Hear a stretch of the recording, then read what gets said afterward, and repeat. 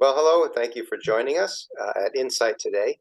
We're speaking with Dr. Richard Grallo, psychologist. He's coming to us from the Metropolitan College of New York. Welcome, Richard. Hello, how are you? I'm well, thanks. And we're speaking today about the book that he's written called Question and Insight in Everyday Life, a blueprint for transformative problem solving. So I wonder if you'd begin telling us a little bit about yourself. What should readers of this book, viewers of this interview, know about you?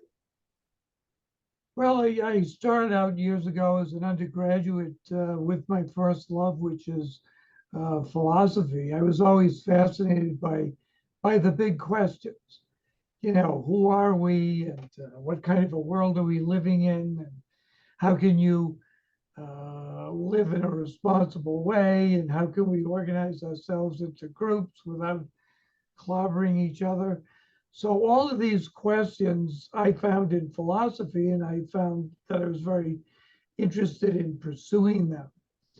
Later along the way, I found that in actually studying academic philosophy, it often tended to be really quite abstract, and it was not providing the kind of answers that I was looking for. And so I switched gears along the way and started retraining as first as a research psychologist, where I was trying to address these questions in a more concrete way.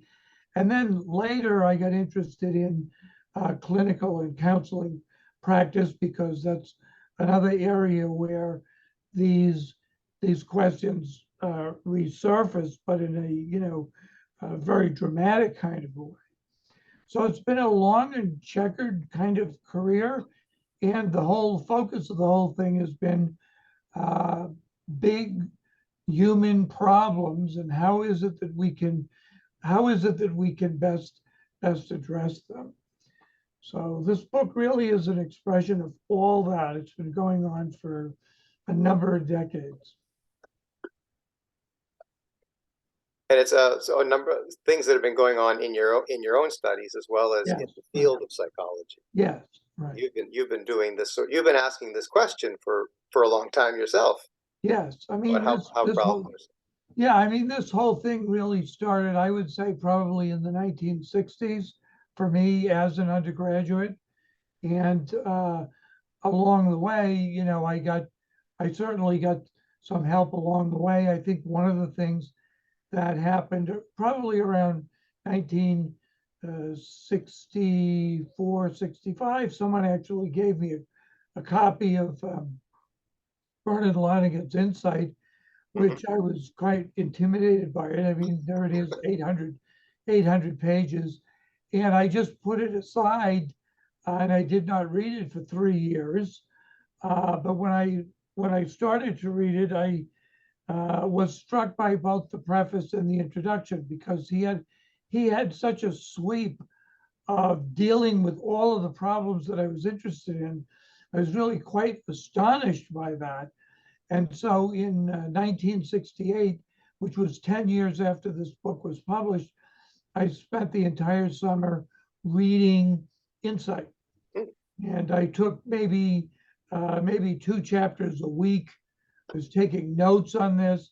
It was the only book I was reading that summer, and it was very transformative in my life. It made a very deep impression. Interesting. So you just mentioned transformative, and I wanted to ask you about this book and how you see it fitting into the the other work that has been going on in the area of critical thinking and problem solving. But I wanted to ask about the subtitle first, because the subtitle is Question and Insight in Everyday Life, and then a blueprint for transformative problem solving, right? So the subtitle, a transformative, and solving a problem certainly transforms a situation, but I don't think that's what you mean, is it? When you say Not entirely, no. Yes, if we solve a problem, we are transforming the problem situation, if you will. That's true. But also, and this is very much in line with Aristotle and other thinkers, that if we engage in this type of problem solving, we also transform ourselves. We come out of that changed. The change may be dramatic, we may be aware of it, or maybe much more subtle. Hmm. Um, I think that if we were to take notes on what's happening to us, there will be certain points in our lives when we had a question or had an insight, and it was so deeply transformative that nothing was the same after that. And Right. as Lonigan points out, these things have birth dates. You can actually locate where you were at the time when it happened. And so I wanted to share that with other people. I wanted to invite them. That's what this book is, among other things. It's an invitation that people pay attention to these experiences in their own life. And you're suggesting that paying attention to how we do this problem solving can make us better problem solvers. I think so. I Changes us. mean, I think I'm a pretty bad problem solver, and that was one of the reasons I get interested in writing about this and studying it in hopes that it would get better. And I think that it has gotten somewhat better. But and I think there are certain things you can look for there, and you can also know what's missing. It's very important to know what's missing. So I think it can actually help people to improve their performance. Okay. And this has got nothing to do with some of the traditional, well, it doesn't have very much to do with some of the traditional notions of intelligence, like, IQ or anything like that. I mean, yes, you want to have somewhat of an okay IQ, but this is much more concrete. So what is it that, when we talk about an intelligence quotient, the IQ, what is it measuring and how's that different from what you're talking about? That was an attempt to measure, in a way, uh, it was an attempt to measure the extent to which people were able to solve a sampling of straightforward problems.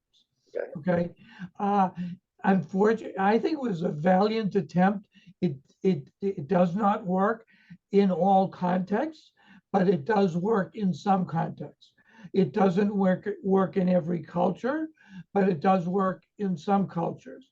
Um, this is very different. This isn't really an attempt to measure anything. This is what I'm getting at in this book is a different view of intelligence that that is defined by the emergence of questions and insights.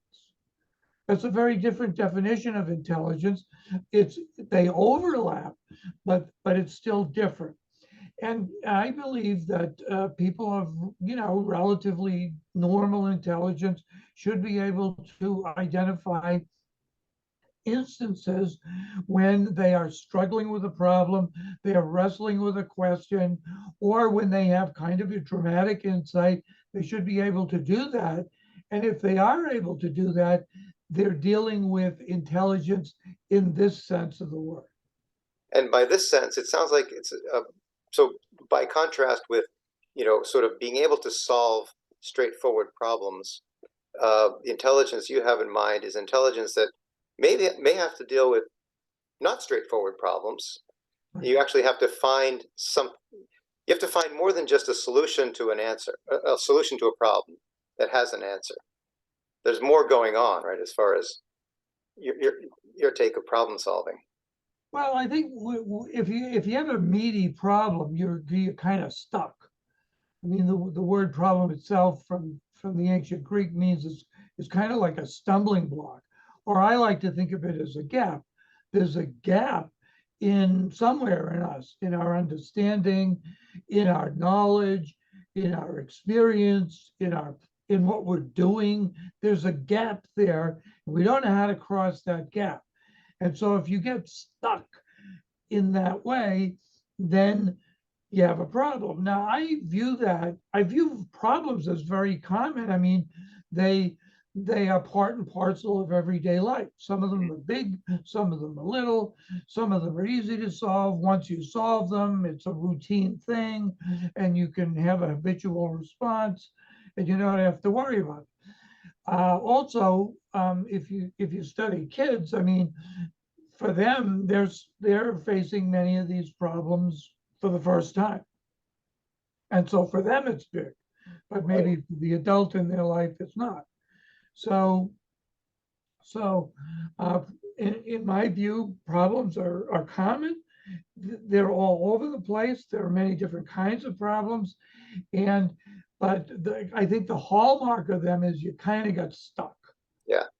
And I guess the other thing that I heard in that phrase, straightforward problems, and I've heard you talk about this before, that the very beginning of problem solving is actually defining the problem. Sure. Yeah. And when you're testing something, the people who've written the test, they've defined the problem for you. Yes. But in life, we very often have to figure out how to define the problem ourselves that we're going to Yes. solve. Yes. And that's much more messy. And in point of fact, if we don't take the time to define what the problem is, or at least to describe it, our chances of coming up with a solution are greatly reduced. Hmm. So I would agree with people like the philosopher G.E. Moore, where he says of philosophic problems, he says half of this game is to be clear about the question it is you're trying to answer, and spend time with that before you rush off trying to come up with an answer. And that way, when you do get an answer, if you have defined what the problem is, you can determine whether or not the answer is a solution to the problem. Right, right. Uh, and one of the problems that we human beings face is we are too quick in search of answers, and we spend way too little time on describing what the problem is that we're trying to address. Excellent. Yeah, right. No, And question is extremely important. It's the first yes, word in your title. right. And you say in the book that your attention to questions is one of the things that really differentiates your work from other work in learning and critical theory. Yes. Can you say something about that, or something else about how we should situate this? How should we understand what you're doing vis-a-vis what other psychologists and educators are doing? Well, I mean, in psychology and in education, you especially in educational psychology, you will have people talking about inquiry and things like that. That's fine, which is kind of an abstract acknowledgement of the role that questions can play. But I think that they could become more concrete and more specific. When I talk about questions, I'm not just talking about interrogative sentences. Hmm. I'm talking about an event in consciousness, which is a recognition that there is a gap somewhere in our experience, understanding, knowledge, or practice. And that recognition comes before you put it into a sentence. When you put it into a sentence, you now have a formulated question. So you have the unformulated question, which is the recognition of a gap, and then you have the formulated question, which is the gap clothed in language. And that clothing in language may or may not be adequate. Because sometimes people will say, you know what, I have a question, but I'm not sure what it is. And Right, right. that's a real experience. And it's the gap. They don't know how to clothe it into language that is satisfying to them, but they know there's a gap. And so nobody else talks about that to my knowledge. Hmm. And now going back to philosophy, uh, Lonigan was one of the few people who did. At least he came close to this. Hmm. And I was always struck by that, where he's talking about not only questions, but but what questions represent, that they are an expression of a prior desire to know. Hmm. And then it turns out that this desire to know has a whole pedigree in philosophy itself. You can go back and you'll see certainly Aristotle talks about it, Aquinas talks about it. For example, in the Metaphysics of Aristotle, and then Aquinas in his commentary on Aristotle spent a fair amount of time on this prior desire to know, which is the fountain of authentic questions. So, okay. And by the way, there are fake questions too. Yeah. And if you got kids, you know about that because they will ask fake questions, and also reporters are good at that too, asking, questions that are really not an expression of the desire to know. So we want to be able to distinguish authentic from inauthentic questions. Mm-hmm. It strikes me that when you say mind, so the phrase "mind the gap" came to my mind. Yeah. And minding the gap here doesn't mean avoid the gap. No. It means go right at it. Try to Yes. attend to it. Put it into words for yourself. Right. And what I see problem solving as is actually crossing the gap, closing the gap, and getting to the other side, whatever that happens to be. So and it's very exciting because if a person defines their life in terms of these interesting problems, you're never going to be bored. Never. Boredom is excluded. Defining your life in terms of interesting problems. Yeah. It sounds like internalizing the challenge or making the obstacle the issue. Yeah. The obstacle is the journey in a way. Yeah. And I think, for example, I think that's something that Einstein clearly did. Einstein, especially when he was living at Princeton, had in every room of his house like an envelope where he would write down questions he had or ideas, and every month he'd go through and harvest these things. That's someone who's taking these events of consciousness very seriously. Right. So I wonder, can you say anything else about the book itself? How it's structured? You talk about different kinds of problem solving. Right. What do you mean by these different kinds of problem solving or different patterns of problem solving? Among other things, first of all, the book is an invitation to the reader to get to know themselves better. And not in terms of, in terms of psychoanalysis, get to know your feelings better or your history better. Although it can include that, but mainly get to know the basic operations of problem solving that you have as part of you. The book is also a blueprint as to how these mental events actually work or could work in your consciousness if you are allowing them free rein. And the book is also a resource that you could go back to as you're learning more and more about yourself to refresh what's going on in your own consciousness, to be even more clear about it.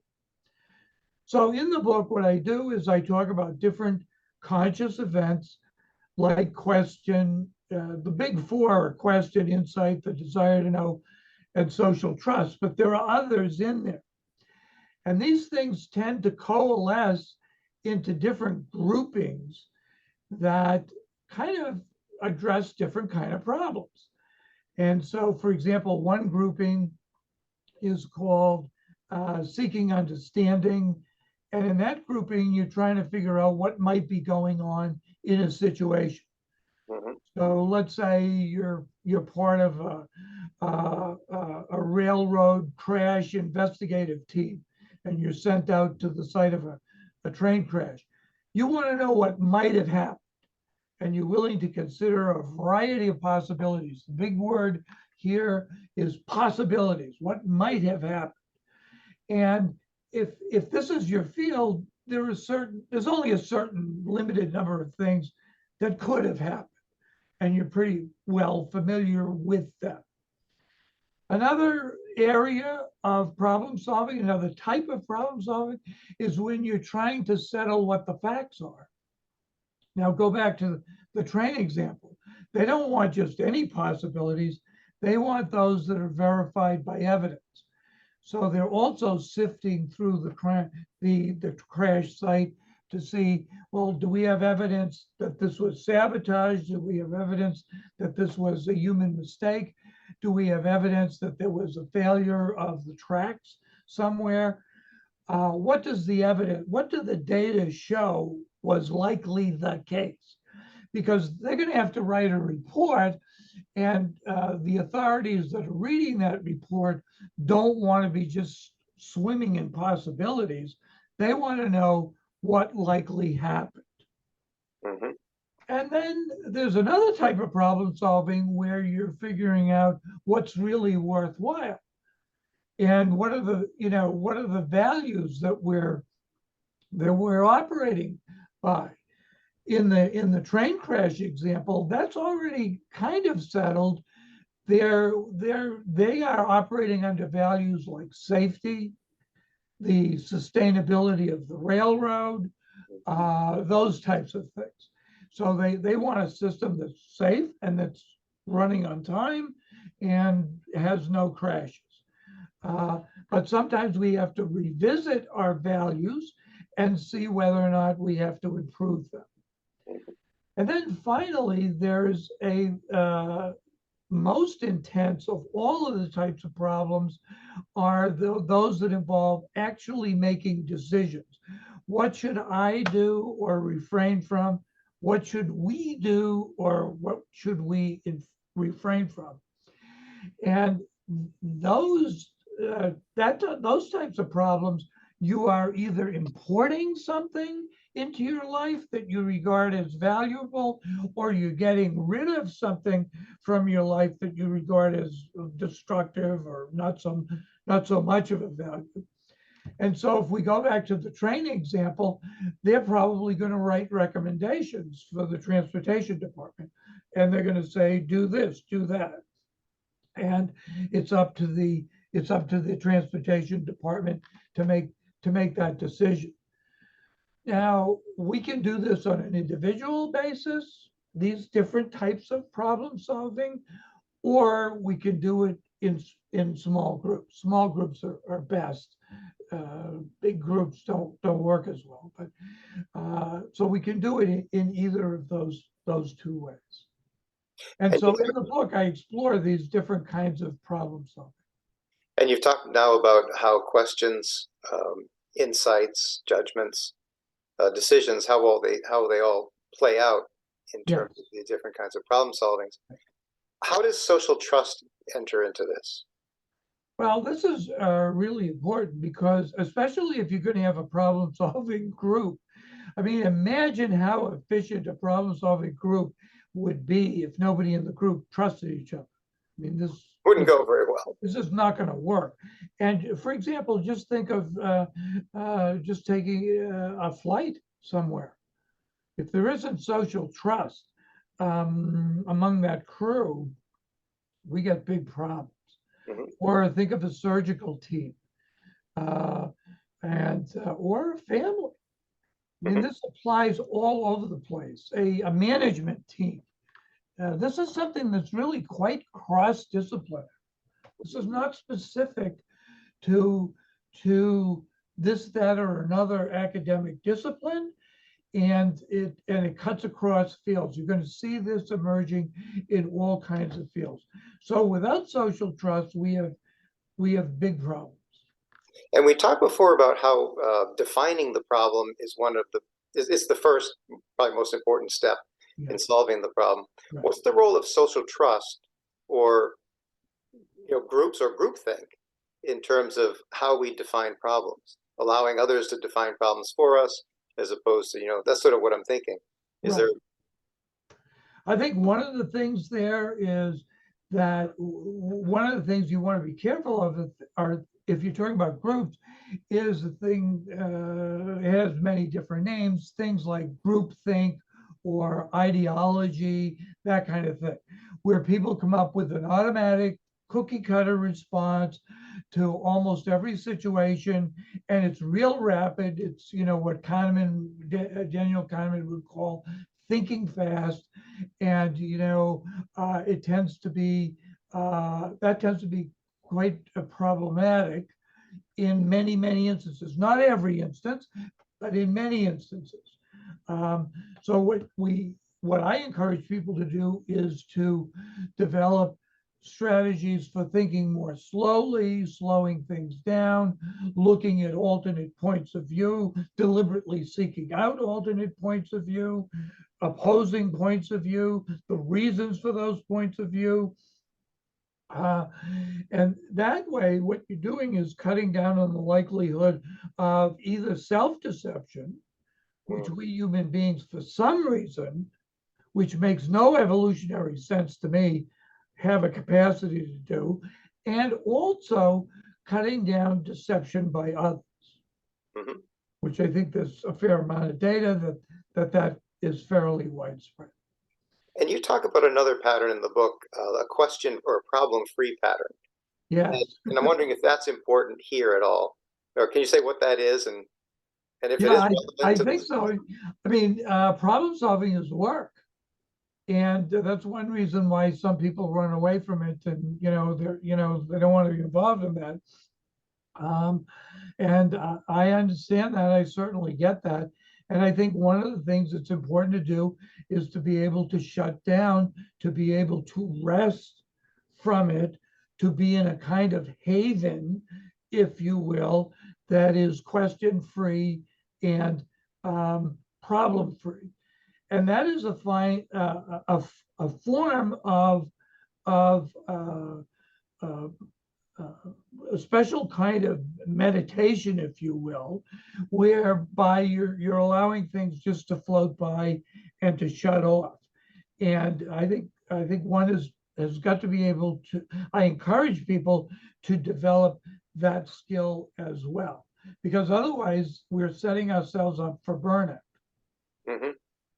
Now some people can do more work, they're more energetic, and they have a tremendous capacity for work. But I think all of us need to shut down at some point. And this is a discussion about what that is and how to do it. Hmm. Many religious traditions have this at, buried somewhere in their points of view, a kind of contemplative or meditative practice that people can learn about that will help them to do this. Hmm. And So you this is, mentioned Lonergan's Insight before, the book that you read over the course of a summer. yeah, And in there, at the beginning, he talks about that story in which uh, the, the fellow's in the bath when he gets the insight. He, yes, he's not actually working on the problem no, when he gets the no, insight.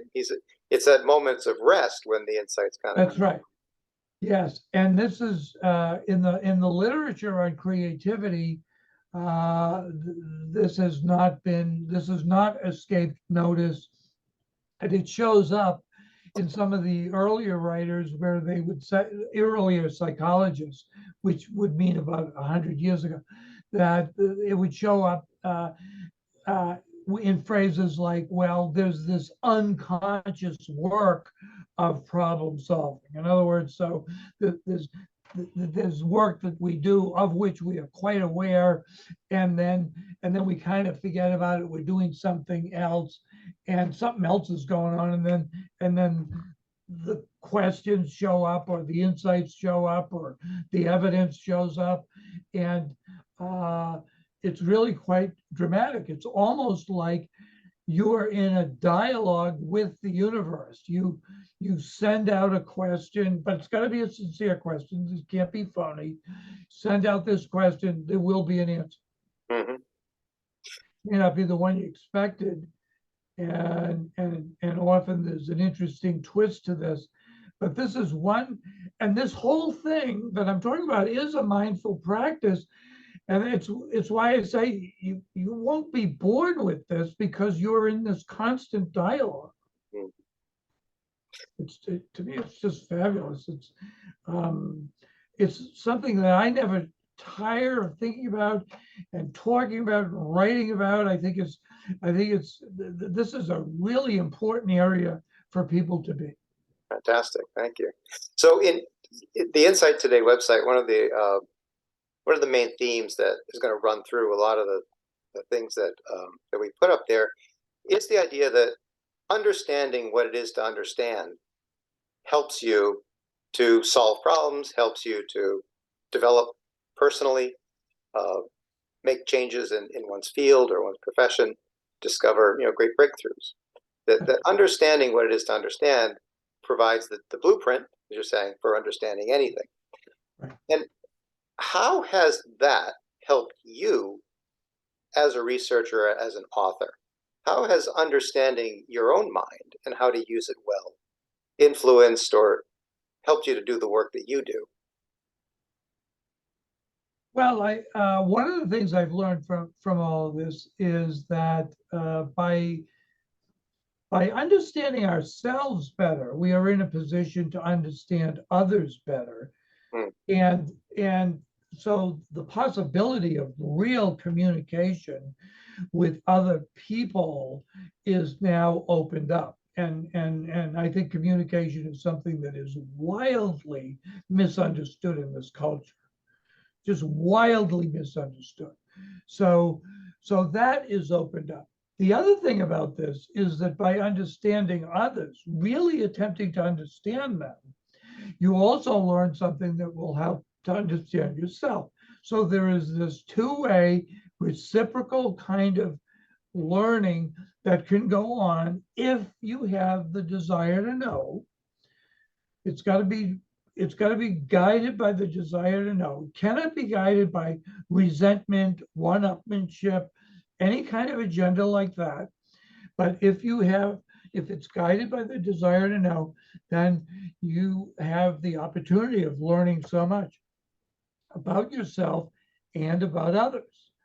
And one of the things that come across is this kind of an odd thing that comes across in all of this. On the one hand, there our similarities as human beings have often been played down and not been talked about and explored in a way that would be really helpful. And then the other thing is our extraordinary uniqueness. So you got this tension between, what's common on the one hand and what's unique. Mm-hmm. And by understanding self and others and self, both of those things come through in their concreteness, the uniqueness of the other, the uniqueness of myself, and also the points of contact, the similarities between us. And you mentioned earlier that you sort of you called yourself a lousy problem solver, and you've certainly become a really good problem solver in the time since then. And so I wonder if noticing that about yourself, noticing when perhaps your questions weren't motivated by the desire to know. I'm understanding myself in this way and wondering if it helps me to understand you, right? That I've noticed in myself often that my questions aren't a desire to understand something. The questions may be coming from all kinds of other places. Right. And learning to use my mind well means following the real question. And I don't know if you've had a similar experience. Yeah. Oh, absolutely. A lot of times things will appear in our consciousness that appear as questions, but they are not authentic questions. They are more complaints. Mm. They're gripes. They're, that kind of thing. Now, what can you do with that? Is that total garbage and should you reject it? No, I wouldn't reject it or suppress it. I don't think that works. What I would do is convert it into an authentic question. Namely, what is it that I don't understand about this? And you will get an answer to that question. You will. And as a result, you're on a whole different street. Because if you're complaining, it's sort of like you're stuck at a red light, you just, going over and over, rehearsing the horror of what Right. you're complaining about. that tends to get us nowhere, and you don't feel very good about it anyway. But if you get onto the desire to know, it's like you're on a street with all green lights and you're ready to move forward. Nice. And Yep. I say get on the street with the green lights and um, uh, uh, answer that question. So I'll give you an example. Let's say you're stuck on a train. A lot of people don't like being stuck on a train. Oh, they're going to be delayed and whatever. Okay, and you can watch the others around you and who's going to start complaining, who goes to sleep, and blah, blah, blah, a whole bunch of things. But one of the things that you can do, and this is not typical, but it's you're getting the most out of the situation. You can say, what is it I can learn from this situation? Nice. And you'll start learning about others. Oh, here's a way to respond to that. Hmm. Here's a way to respond to that. Now you're becoming a scientist, a psychologist, you're an observer of the scene. You're also distracting yourself. You're not even noticing time pass. Right. Now, all of these things are going on, and take notes. Be ready to take notes at all times, and um, and then maybe write about it. Fantastic. Well, You know? thanks so much for talking with me today. I really appreciate it. Thank you. And I know you're on to other projects, and maybe we'll have a chance later to talk again. That'll be great. I would really appreciate it. Wonderful. Thanks so much. All right. Thank you.